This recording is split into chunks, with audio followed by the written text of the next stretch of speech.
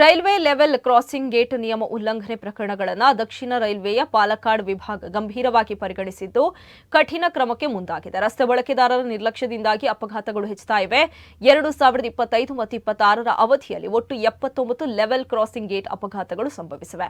2025ರಲ್ಲಿ 55 ಪ್ರಕರಣಗಳು ಮತ್ತು 2026ರಲ್ಲಿ 24 ಪ್ರಕರಣಗಳು ನಡೆದಿವೆ.